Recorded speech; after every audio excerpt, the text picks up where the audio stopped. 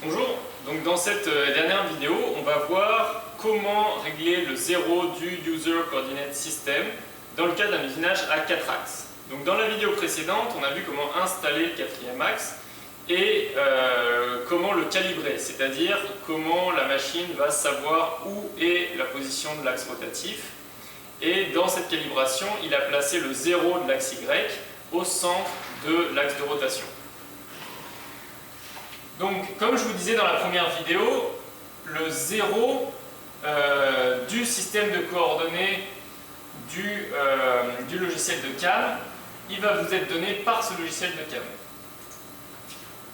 Donc, par exemple, ici, toujours avec SRP Player, si on clique sur Start Coding, comme tout à l'heure, il nous dit quel outil utiliser, et ensuite il nous dit quel 0 il faut, où est le 0 qu'il faut régler. Donc cette fois-ci, on n'a pas le choix du tout. Il nous dit Y et Z sont au centre de l'axe de rotation, et l'axe X, le 0X, va être à droite de la pièce. Donc c'est très important de dire ça, parce que si vous placez l'axe X à gauche, par exemple, vous allez usiner dans le quatrième axe directement. Donc là, il nous dit Y, Z sont au centre de l'axe de rotation et X à droite de la pièce. Ok, donc nous, on va aller régler ça. Donc tout à l'heure, pendant la calibration de l'axe, comme je vous disais, il a mis le 0 de l'axe Y au centre de l'axe de rotation. Donc l'axe Y, il est réglé. Si jamais vous n'êtes pas sûr que l'axe Y est réglé, vous pouvez ici cliquer sur Set Y Origin at Center of Rotation et cliquer sur Apply. Et là, il l'a directement réglé parce qu'il sait, lui, où est l'axe de rotation. Ensuite, il faut régler le Z. Donc le Z aussi doit être au centre de l'axe de rotation. Donc on clique Set Z Origin at Center of Rotation. On clique.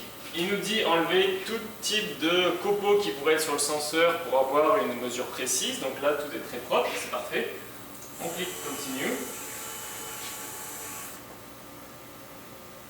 Voilà, donc là, il sait exactement où est le senseur. Donc on n'a pas besoin de placer la mèche au-dessus du senseur comme dans le cas du 3 axes. On clique juste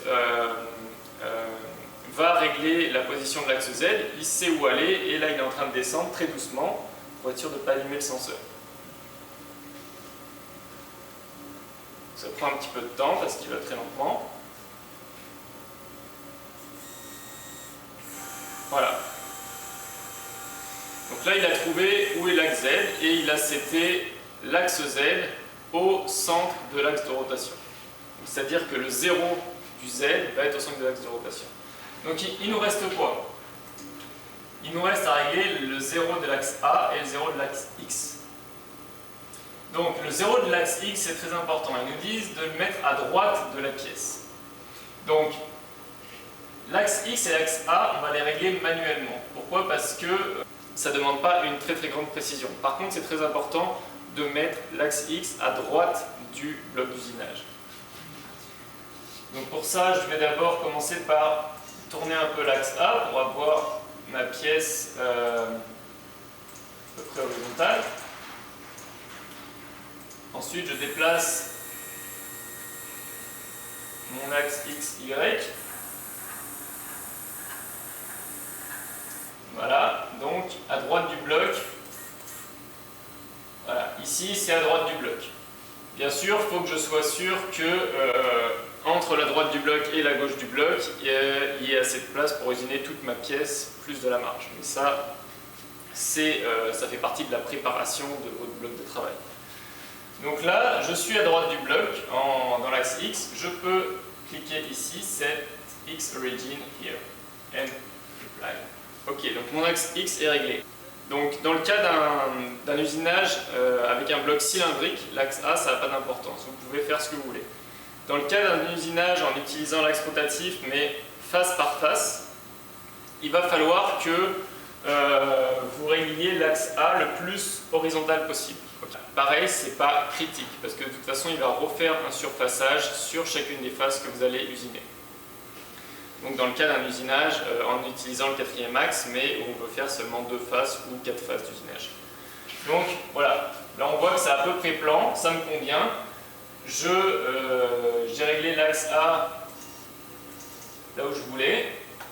Je peux aller à une vitesse plus basse pour essayer d'être un peu plus précis. Ok, c'est à peu près plan. Et je peux mettre set A origin here apply. Voilà, je clique apply. C'est bon.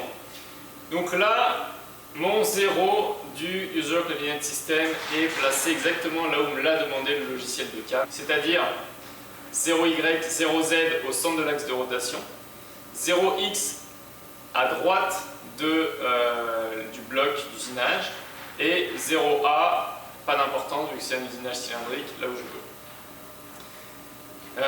Voilà, donc c'était tout sur la série de vidéos concernant le réglage du 0 du User Coordinate System. Ça s'appelle souvent le 0 machine, donc on va voir sur Wikipédia ou sur plusieurs sites, ça s'appelle le 0 machine, sauf que là je veux juste faire la différence entre le Machine Coordinate System et le User Coordinate System. C'est très important de toujours régler le User Coordinate System qui est le référentiel d'axe qui est utilisé par le logiciel de CAM.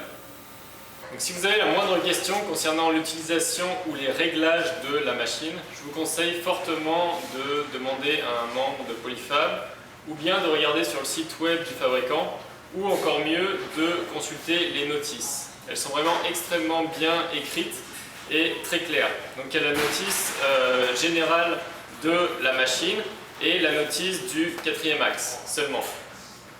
Donc, je vous conseille fortement de les lire, vous allez vraiment apprendre à manier la machine en sécurité et surtout ça va vous permettre de produire des pièces de meilleure qualité. Voilà, salut!